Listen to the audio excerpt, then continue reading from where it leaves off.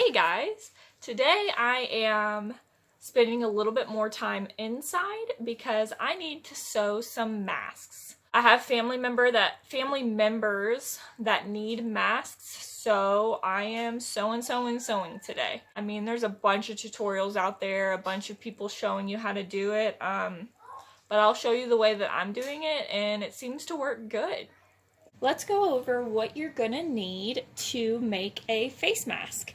3 pieces of 6" by 9" fabric, inner piece, an outer piece, and then one for the middle. 2 pieces of elastic 6.5 inches long, and I'll put all of these measurements down below. Clips or pins to pin your fabric. You'll need something to cut your fabric. I have a rotary cutter. You could also use scissors. Let's say this is the front of the mask. This is what people are going to see. So you want to lay that down facing you. And then if this is the back of the mask, that's going to be against your mouth. You're going to want those two to be facing each other. Your extra layer can go on either side of that. It's not going to be seen because we're going to sew this and then flip it right side out. Pin your elastic here about 1/2 inch down on each side of the mask.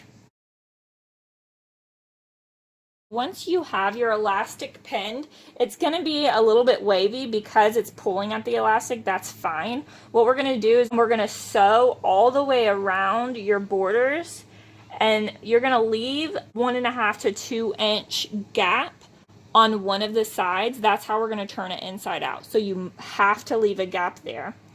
When you go over your elastics, back stitch. That way that your elastics are firmly in place and they're not going to be pulled out when stretching over the ears. Okay, I have my face mask here, and I'm going to go ahead and go around the side. Now I'm going to do about a 1/2 inch seam allowance. Let's go ahead and go all the way around, making sure to leave that 2 inch gap on one of the sides. Okay, now that that's done, you have your piece of fabric here. You're going to want to trim around the edges, and I'll just cut these corners, making sure not to cut the actual thread. That way when you turn it right side out, you have cleaner corners. Now when it comes to the section that we left open, you want to trim your thread, but you see how I left a notch up there? That makes it a little easier to iron that down once we flip it right side out. So let's go ahead and turn this right side out and see what we have. All right, here we have it. You have your elastics nice and close to your corners. Now, if you can't get your corners to pop out, I just do a little twisty action here and it gets them to pop out. Now, you've got your opening here that's wanting to stick up. So what we're going to do is we're going to fold those 2 pieces inward, and then we're going to take it over, we're going to iron it, and I'll show you the next step. I know you guys are super jealous of my Christmas ironing board. I knew you would be. But let's go ahead and just flat iron this all the way around. Now you're going to want to get some more of your clips or pins if that's how you roll. So the next step we're going to do is we're going to make our pleats. You're going to want to do 3 pleats. What you do, fold it down. That looks about right. And then you'll just pin or clip that pleat on the side like this. And then you'll fold down one more time. So then you're going to have 3 sections to your mask. So we're going to clip that. Then we're going to iron our pleats down just to have them nice and crisp and where we want them.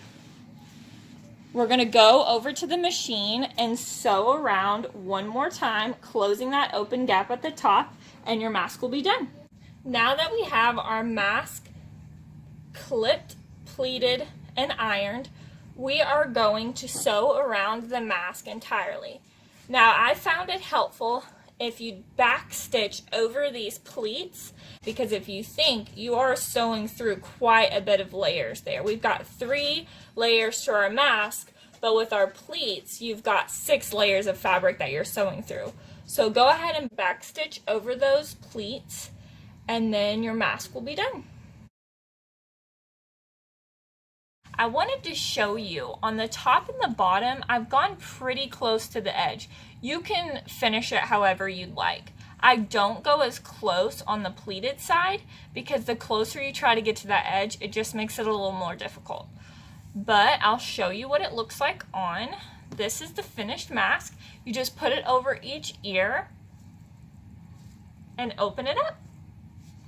And you've got a mask. Dun-da! I hope that that was easy enough and easy to follow. And thank you guys for watching.